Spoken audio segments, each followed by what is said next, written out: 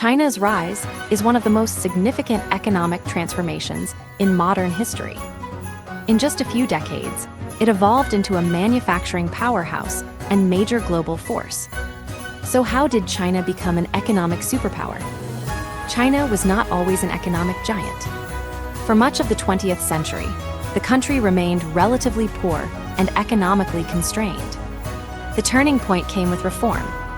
Major reforms introduced market-oriented mechanisms and greater economic openness. China became the manufacturing center of the world. Scale, labor force, infrastructure, export capacity. Export-led growth accelerated capital accumulation. China integrated deeply into global trade systems. China invested heavily in infrastructure. Rail, roads, ports, cities. Scale itself became a competitive advantage.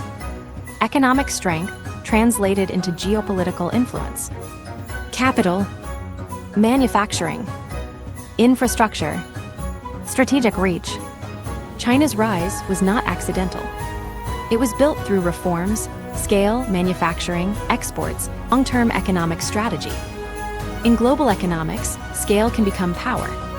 Subscribe to the Finance Bro for more breakdowns on business, money, and power.